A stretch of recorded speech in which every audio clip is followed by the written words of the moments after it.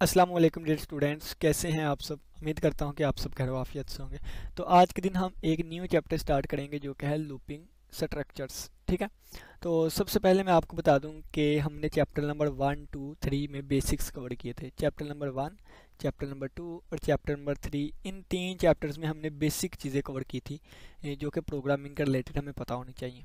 फिर हमने कहा कि अगर हम सी प्लस प्लस में इनपुट या आउटपुट करना चाहते हैं तो उसके लिए हमें सी इन और सी आउट की ज़रूरत पड़ेगी।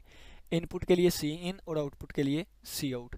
तो ये वाली जो चीज़ें हैं हमने चैप्टर नंबर 4 में सीखी। ठीक है, यहाँ तक का हमारे पास जितने भी प्रोग्राम्स आए थे वो एक स्ट्रक्चर पे काम करते थे। वो स्ट्रक्चर था सिक्वेंशियल स्ट्रक्चर। सिक्वेंशियल स्ट्रक्चर का मतलब है कि एक स्टेटमेंट के बाद दूसरी स्टेटमेंट चलेगी, कोई भी स्टेटमेंट स्किप नहीं होगी और कोई भी स्टेटमेंट एक से ज़्यादा दफ़ा नहीं चलेगी, एक सीक्वेंस से चलेंगी, एक लॉजिकल ऑर्डर में चलेंगी। तो ये हमारे पास सिक्वेंशियल स्ट्रक्चर था। फिर हमारे पास आया चैप्टर नंबर 5। तो चैप्टर नंबर 5 में हमने कंडीशनल स्ट्रक्चर देखा जिसको सिलेक्शन स्ट्रक्चर भी कहते हैं। इस स्ट्रक्चर में ये होता था कि अगर कंडीशन ट्रू है तो कुछ स्टेटमेंट चल जाया करती थी, कुछ जो है वो स्किप हो जाती थी। अगर स्टेटमेंट फॉल्स है, अगर कंडीशन फॉल्स है तो फिर भी कुछ स्टेटमेंट्स चल जाती थी और कुछ जो है वो नहीं थी चलती। तो कंडीशन की बिना पे हम देखते थे किनको चलाना है किनको नहीं, किनको चलाना है किनको नहीं। ठीक है, तो ये चैप्टर नंबर 5 था। अब हमारा चैप्टर नंबर 6 स्टार्ट हुआ है। तो चैप्टर नंबर 6 भी एक खास स्ट्रक्चर पे मौजूद है जिसको कहते हैं लूप्स। ठीक है, लूपिंग स्ट्रक्चर्स। लूपिंग स्ट्रक्चर का दूसरा नाम है इटरेशन स्ट्रक्चर। ठीक है, ये लिखा हुआ है इटरेटिव। और तीसरा नाम इसका है रेपिटेटिव। रिपीट करी जाना। लूप भी एक साइकिल को कहते हैं। इटरेटिव यानी कि एक इटरेशन, एक साइकिल। ठीक है, तो ये हमारे पास क्या होगा, इसमें एक स्टेटमेंट जो है एक से ज़्यादा दफ़ा चलेगी। अब कैसे चलेगी, यहाँ पे दो चीज़ें आया करेंगी। कितनी? दो चीज़ें आया करेंगी। यानी कि हमने लूप का मतलब क्या है, एक स्टेटमेंट को बार बार चलाना, बार बार चलाना, बार बार चलाना। अब एक स्टेटमेंट को बार बार हम कैसे चलाएंगे, ये दो तरह से हम इसको कर सकते हैं। और इन दो की वजह से दो नाम आ गए जिसके को काउंटर कंट्रोल्ड लूप कहते हैं और सेंटिनल कंट्रोल्ड लूप कहते हैं।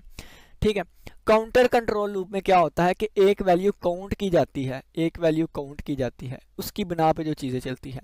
और सेंटिनल कंट्रोल्ड लूप कहते हैं कि एक खास वैल्यू जो है वो कंट्रोल करती है लूप को। ठीक है, काउंटर कंट्रोल लूप में क्या होगा कि काउंटिंग होगी और उसके ज़रिए लूप को कंट्रोल किया जाएगा। सेंटिनल कंट्रोल्ड लूप में होता है कि एक सेंटिनल वैल्यू होगी वो लूप को कंट्रोल करेगी। कैसे करेगी, मैं आपको एक एग्जांपल देता हूँ। फ़र्ज़ किया है कि मैं कहता हूँ कि जब 10 आ जाएगा तो उस वक्त तक स्क्रीन पे पाकिस्तान या पी स्क्रीन पे शो होता रहे।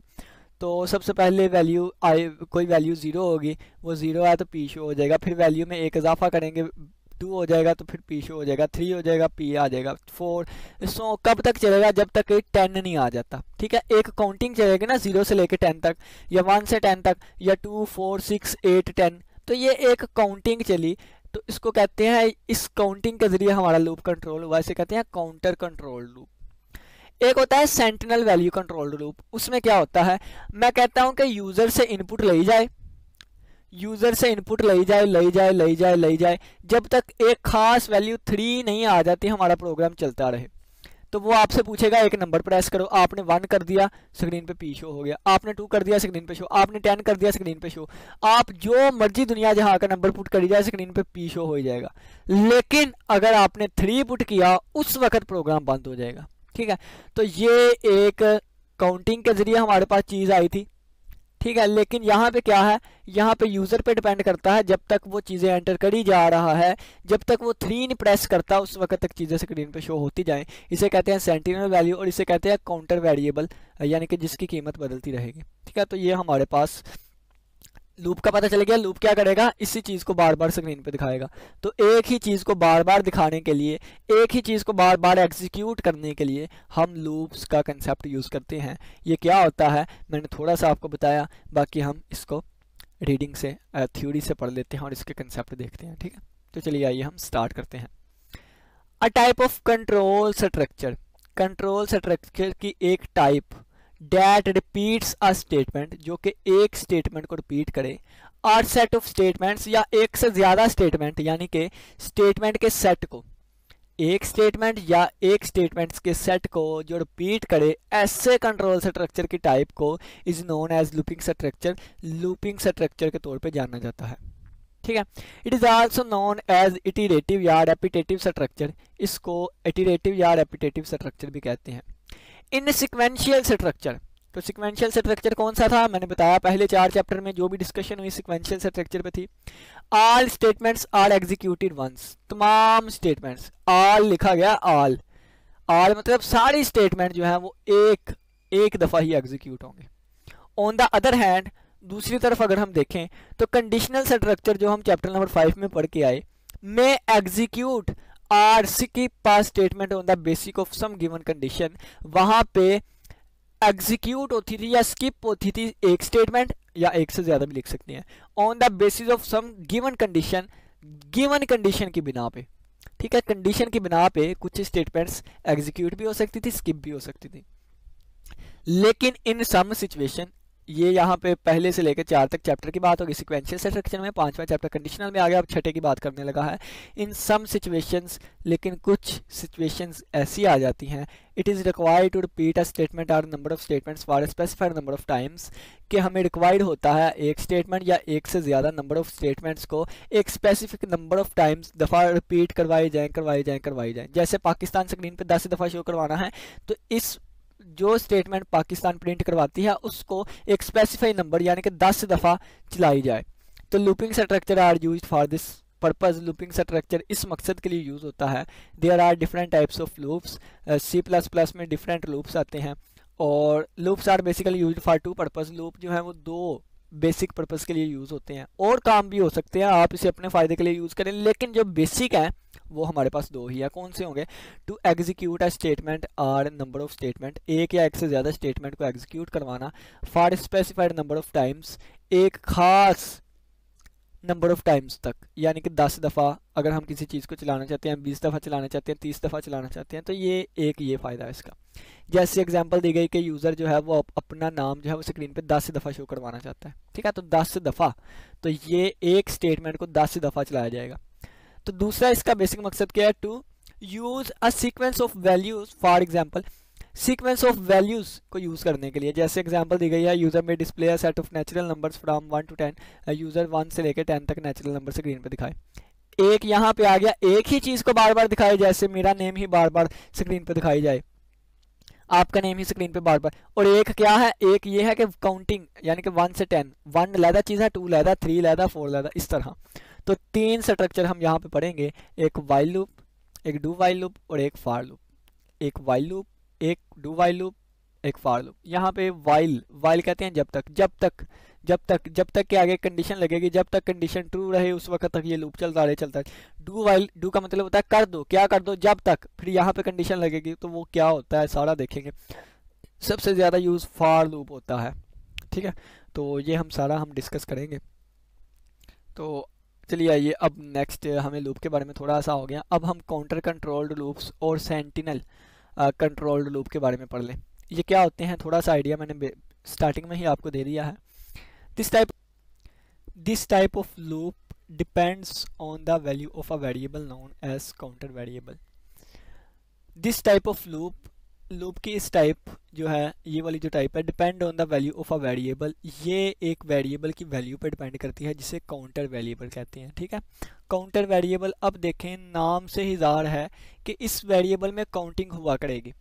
ठीक है, वो काउंटिंग किसी भी हिसाब से हो सकती है। फ़र्ज़ किया मैं कहता हूँ 2 4 8 16, इसके बाद 32 64 128 256 512, यानी कि कोई भी काउंटिंग हो सकती है। 1 2 3 भी हो सकती है, 2 4 6 8 10 12 ये भी हो सकती है, 1 3 5 7 ये भी हो सकती है, 1 5 11, यानी कि कोई भी हो सकती है। कोई सीक्वेंस होगी, कोई खास तरतीब होगी। मैं फ़र्ज़ किया 1 के बाद 5 क्या देता हूँ, तो इसमें 4 का डिफरेंस आया, फिर 5 के बाद 9 आना चाहिए, फिर 9 में 4 का डिफरेंस, तो एक ख़ास तरतीब होनी चाहिए।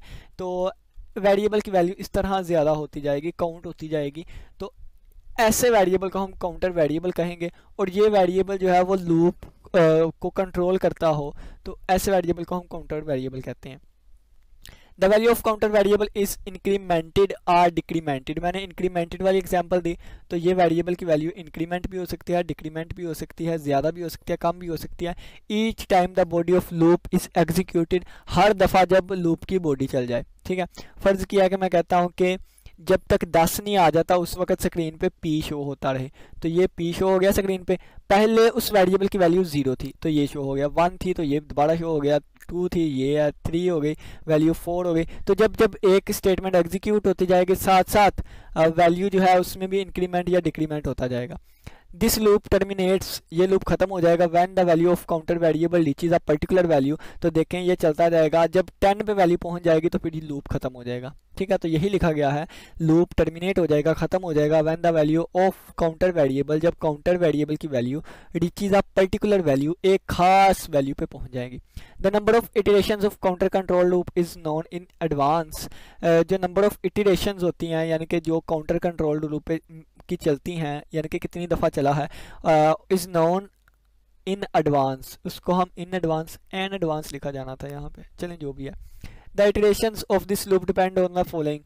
अब लूप कैसे चलेगा, ये 3 चीज़ों पे डिपेंड करेगा, इनिशियल वैल्यू पे, टर्मिनेटिंग कंडीशन पे और इंक्रीमेंट और डिक्रीमेंट वैल्यू पे। देखें फ़र्ज़ किया मैं वो आई ले लेता हूँ, सी ले लेता हूँ, सी से काउंटर वेरिएबल बन जाता है ना। सी मैंने एक वेरिएबल ले लिया, इसको मैंने वैल्यू दे दी, फ़र्ज़ किया इसको वैल्यू दे दी मैंने 15। ठीक है, और ये उस वक्त तक चीज़ चलती जाए जब सी की वैल्यू कितनी हो जाए, जब सी की वैल्यू फ़र्ज़ किया मैं कहता हूँ कि 70 हो जाए।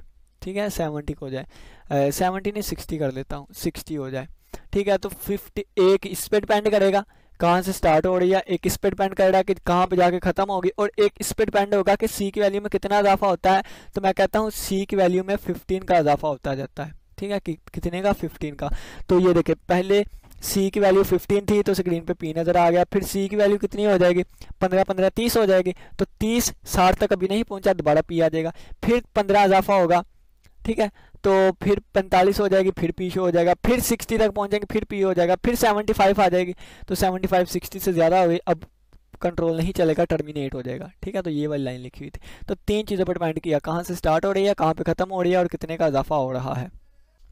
अब काउंटर कंट्रोल लूप की समझ आ गई। एक काउंटर वेरिएबल होता है जिसमें काउंटिंग हो जाती है, स्टार्टिंग पे डिपेंड करता है, एंडिंग पे डिपेंड करता है, और कितना हम इसमें काउंट कर रहे हैं इस पे डिपेंड करता है। नेक्स्ट हमारे पास आ जाता है सेंटिनल कंट्रोल्ड लूप। ठीक है, sentinel control loop, this type of loop depends on special value known as sentinel value. अब इसमें काउंटिंग नहीं हुआ करेगी, एक स्पेशल वैल्यू पर डिपेंड करेगा जिस वैल्यू को हम सेंटिनल वैल्यू कहते हैं। The loop terminate when the sentinel value is encountered. Loop खत्म हो जाया करेगा जब सेंटिनल वैल्यू जो है वो अनकाउंटर्ड हो जाएगी।